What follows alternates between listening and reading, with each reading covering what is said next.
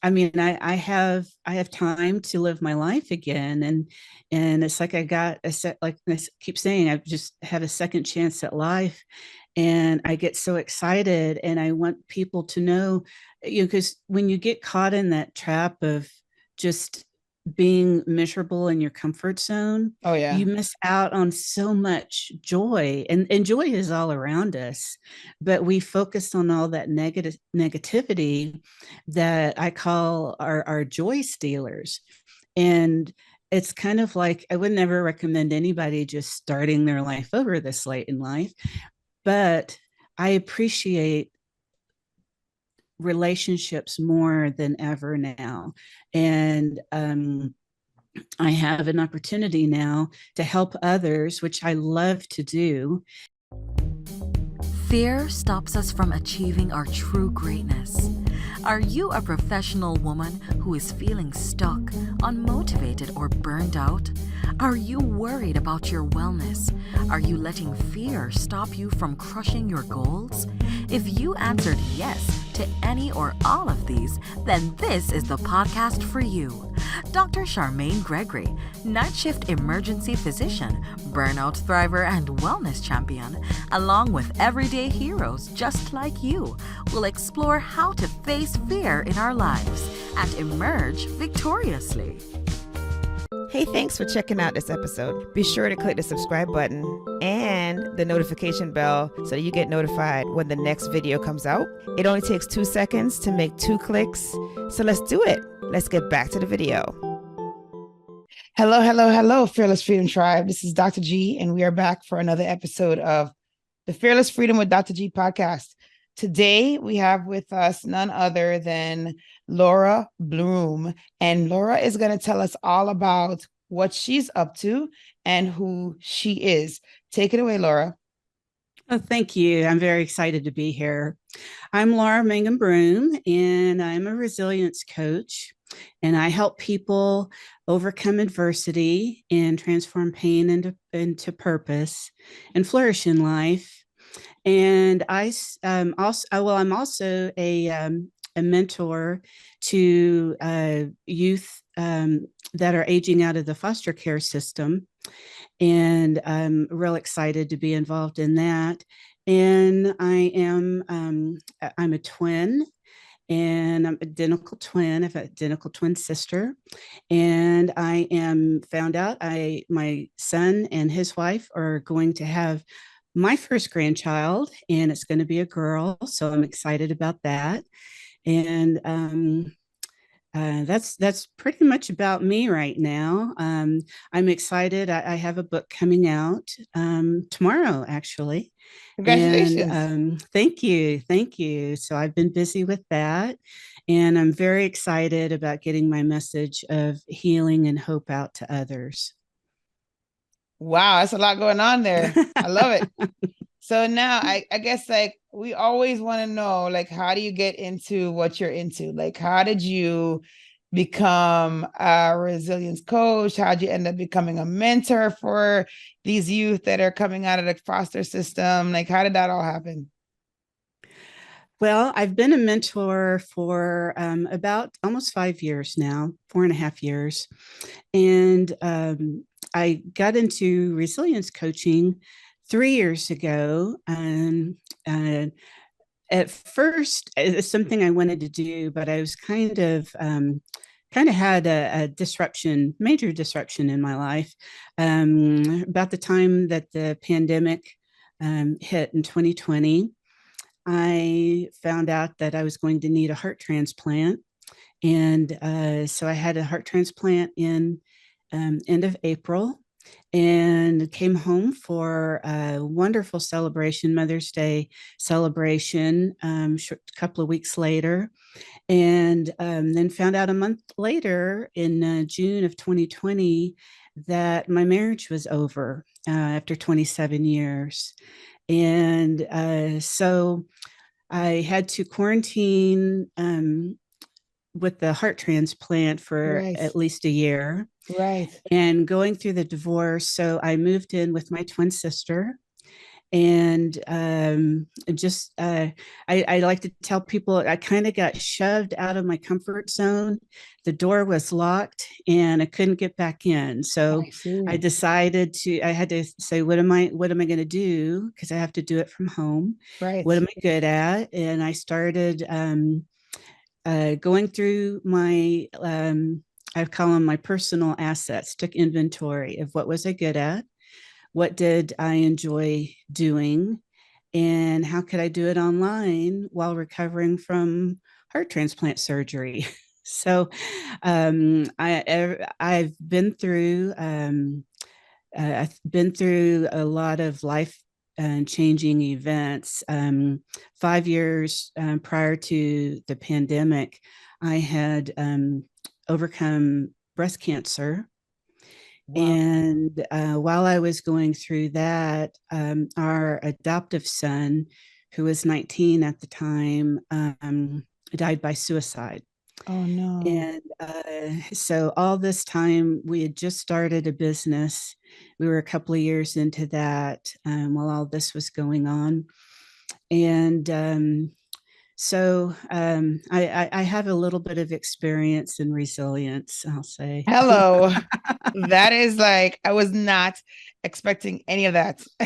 That is Yes. a lot, lady. I mean, what a testimony. Holy smokes.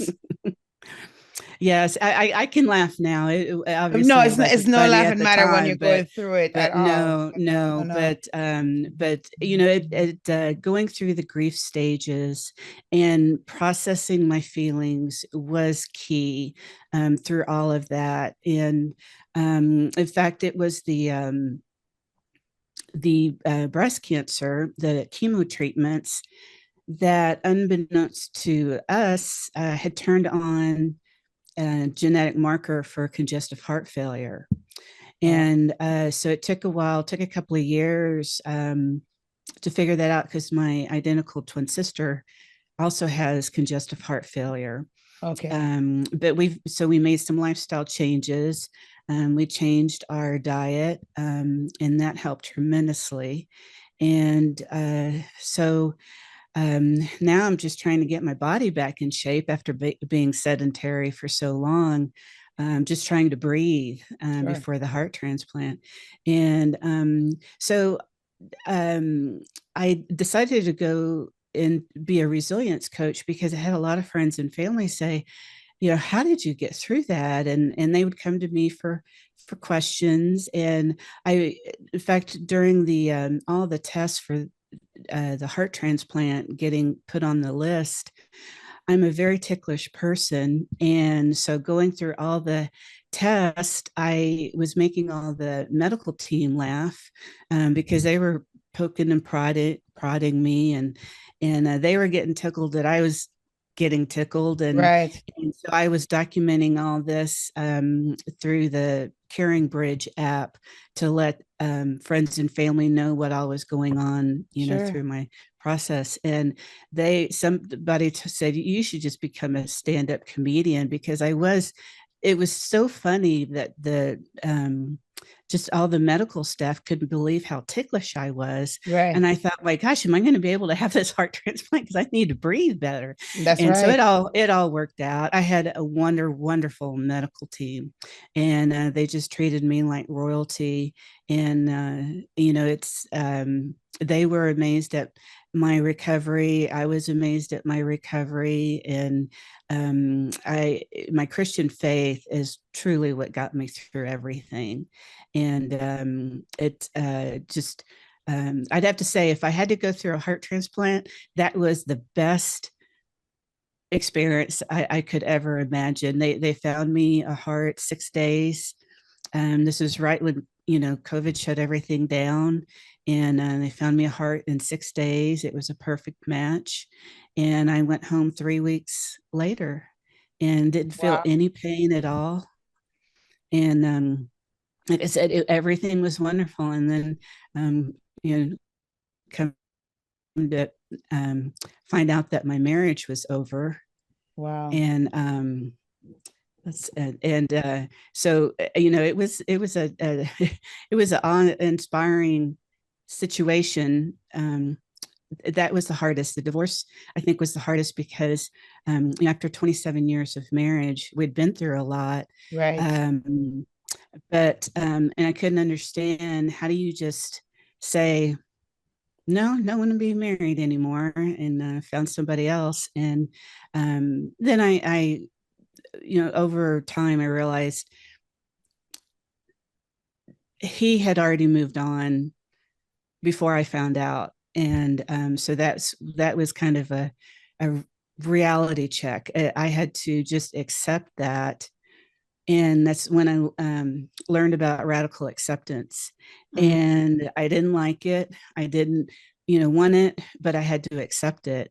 And that was the pivotal point, I think, of me moving forward and looking forward and saying, okay, what can I do? What am I going to do now?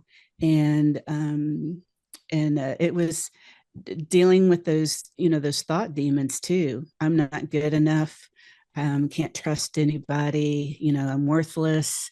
And so I realized, that's one person's opinion of me. Right. And and I am worth something. I am, I do have talents. I do have things that I want to do. And that's when I realized that that's what I'm going to do. I have a new heart, a new life. I have a wonderful family. My sister and our younger brother, we're very close in our families. In fact, we just got through celebrating Thanksmas this past weekend. We combined Thanksgiving and Christmas, Okay. so that our kids, spouses, and significant others can go spend time with their families on the actual holidays. So everybody's happy. So I'd say, 3 years later, I'm in a good place. I have a passion to help others overcome adversity and find new purpose. And I mean, life is good. I can't complain now. Fantastic. Wow. Wow. I mean, just wow. There's just so many things there because there had to be, I mean, there's so many levels on which fear could have thwarted your progress, right? I mean, Oh, sure. the first thing, I mean, you had breast cancer. I mean, that alone is like, and then that was overcome. And then the next thing is your sweet boy, passed away. That's Mm-hmm. like another thing. And then now you're finding out that the thing that helped you with the first problem has somehow triggered the third problem. And then you're talking about a heart transplant. That's not like oh, I have a broken bone, I'm gonna get a cast put on. I mean, it's huge. Number one, finding a donor, Mm-hmm. that's the biggest, and then one that is matched to your markers, which is huge. Mm-hmm. And so, like, that's another thing. And then to be able to figure out the next steps when you have had a life partner for 27 years, say, this is it, I'm done. And now what? Like, you have spent almost somebody's lifetime with this person, Yeah. and then Yeah. Half now my life. it's a new picture. It's looking different. And then on top of that, you're closed off from the rest of the world and you're homebound because of a pandemic. Wow. I mean, how could there I not be know. fear there? Like, how? There was a lot, but I like I said, I call them my superpowers. It's like, what am I good at? What can I do? And that's what I like to let people know. No matter what your circumstances are, we all are going to go through hardship, no matter what. Maybe not as fast as the time frame that I went through mine, but we're all going to go through hardship. And we all have to tell ourselves, are we going to be a victim or a victor? And Oh, I like that. yeah, it will, because I mean, we all have that choice, right? And I had to make that choice. It's like, well, I have a brand new heart. I wasn't planning on starting my life over at age 58. and Right. and but it's like I have a second chance at life. What am I going to do with it? Am I Right. going to be bitter over his choices, or am I going to look forward? And I have a good relationship with our other son, and he just got married this past summer, Nice. and now they're starting to have their family. And I mean, I have time to live my life again, and it's like I got a set, like I keep saying, I've just had a second chance at life, and I get so excited, and I want people to know, because when you get caught in that trap of just being miserable in your comfort zone, Oh yeah. you miss out on so much joy, and joy is all around us, but we focus on all that negativity that I call our joy stealers. And it's kind of like I would never recommend anybody just starting their life over this late in life, but I appreciate relationships more than ever now. And I have an opportunity now to help others, which I love to do. And I still have time to enjoy hobbies, and I'll be enjoying my grandbaby next summer. And I just I your priorities change. You have a new outlook on life, and it's easy to come up with your boundaries now because you know what your core values are, and you set your boundaries, and I can say, I don't think that person is going to be led into my little safe zone, Right. and Right. and that right there cuts off tremendous stress, and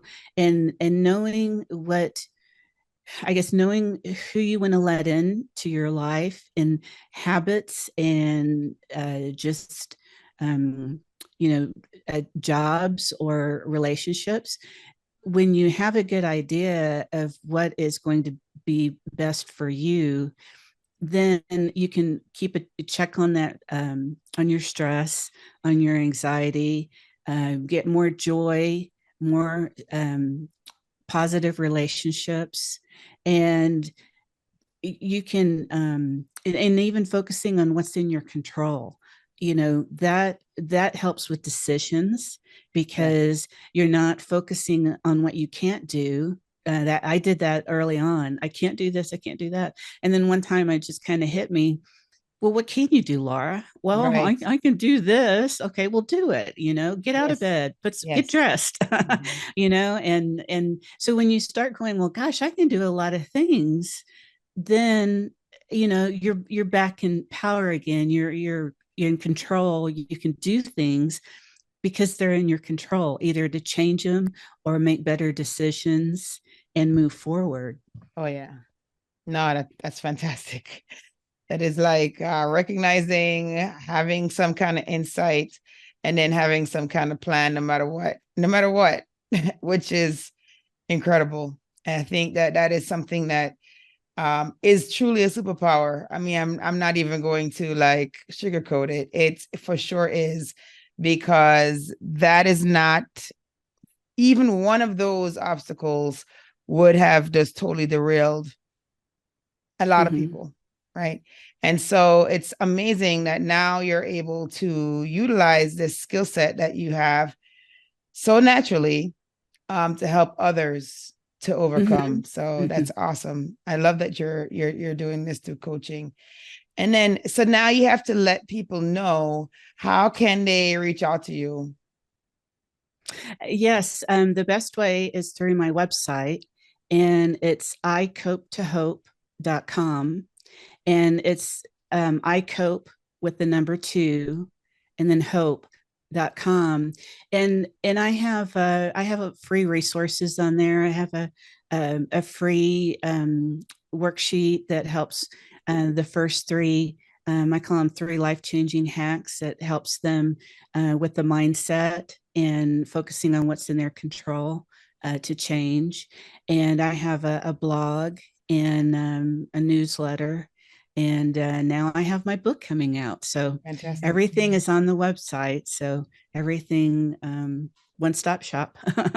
Not shop as far as I have a lot of free stuff. My heart is to tell people if I can do it, they can too.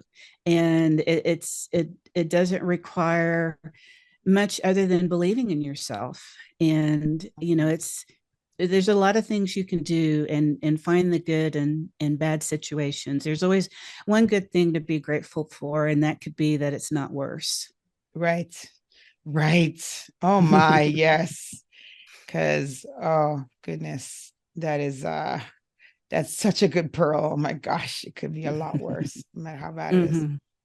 Wow, no, that's good. That's good.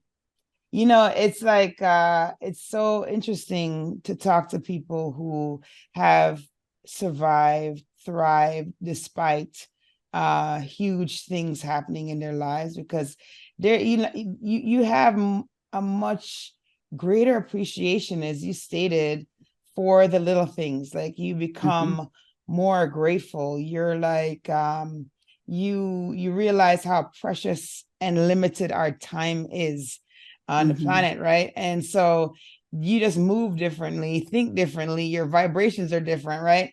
Like, you even said it, you were like, look, I'm not even gonna let this person into my circle because their energy Mhm. doesn't jive with mine. Like, you start to become very discerning, Right. which is so wild to me. It's almost like I wish you didn't have to go through the trials in order to get to that place. But I guess sometimes we don't get more than we can bear, right? So I guess, sometimes we have to go through those things so we can help somebody else later. Right. But that is like such a neat thing to see, that you're so insightful in that way. And this is something that I try my very best to not have to be in a situation where it's like life or death, or like or even emotional life or death, physical life or death, to start to practice gratitude. And I And try to tell my children this too. Like, you may be wanting to, because we don't know how many summers we have, right? We really don't. right. And in my line of work, that is very, very clear. Yes. Like, when I see patients that are younger than me who don't make it, that Mhm. part, and so I am Yeah. even more into the gratitude practice. And I honestly believe that when you become in tune with that and you actually start practicing that, it just makes everything better. And it kind of like, there's a ripple effect around you too, because people start to see that you are looking at the world through different glasses, and Mhm. they start to try to do the same, which is amazing. So thank you for all the great work that you're doing, and for providing resources on your website that someone can come across and pick it up, look at it, and then want to talk to you more about digging deeper into how can Yeah. they have the tools for resilience, because there are a lot of people out there that need those tools, because sometimes setbacks are not to the magnitude of your setbacks, and it breaks people. It So does. yeah. Yeah, it doesn't matter if they're big or small. That was the purpose of writing the book. Is I just want it. I want to get the book in as many people's hands because it's an action plan, and it's a little bit my stories, but the you know coping strategies and resilient skills for people to implement into their life, and little exercises at the end of each chapter to kind of help them think about how they can apply that to their life. Because it is, once you start practicing joy, practicing gratitude, you're going to find joy in so many places and so many, just in the little things. And when you get more joy in your heart and in your day, those, you don't sweat the little things. It's like, you know, it's out of your control. Just keep moving forward, keep being present in the day, and appreciate what you have. So Absolutely. No, that's awesome. And no, those are some fantastic pearls. Thank you for sharing those. And then you have to, I know the book is on the site or will be on the site, but can you tell us what the name of the book is? Sure. It's Flourishing After Adversity, a 3-step action plan to transform pain into purpose and embrace joy again. And that's Love it. exactly what it teaches. Yeah, no, great. Teaches how to develop a growth mindset and to step out of your comfort zone, to conquer that fear of stepping out of your comfort zone. And then the second step is finding your superpowers. And there's probably even hidden strengths, that will come out once you start to overcome obstacles. And then the third step is thinking outside the box to solve problems and to find opportunities. Fantastic. So it's exactly what I did. So yeah, I'm teaching, yeah. I'm just passing those nuggets on to other people. And it's not hard. It's all about baby steps and just taking it, one day at a time and looking to see how far you've come, and that'll keep you going. Awesome. And so, this is such a good conversation, and I am taking the nuggets myself, like I'm making mental notes myself, and I appreciate them. Congratulations on your upcoming expansion to the family. That's always super exciting. Thank you. I thought you were gonna say you're having twins. I was like, really? Well, no, I did find but out I know that weekend. identical There's twins are random. They're not usually not hereditary, so that's fine. No, but it would have been kind of cool. I know. But we're at the part in the show where we do our fill in the blank tradition. Are you ready? Ready for that? Sure. Okay, awesome. All right, the first one is, if I am fearless, I will embrace change as growth, as personal positive growth. Okay. And then the next one is, to me, fearless freedom means. Oh, this one is really my favorite, and it's looking at obstacles as opportunities, as new adventures. Nice. Obstacles, opportunities. I like it. All right, and then the last one is, my battle cry is. It's something that I practiced early on, and I would tell myself this every day: I can't do that, but I can do this. And then I would do it. I love it. Love it. And so you have to let everybody know again the website. It's I Cope to Hope, and that's ICOPE, the number 2, and then HOPE.com. Perfect. So thank you so much for spending time with us here on the Fearless Freedom Tribe. We appreciate you, appreciate the wisdom that you shared. We appreciate the fact that you've been vulnerable with your experiences. That is not an easy thing to do and live through. And we appreciate you sharing that with us.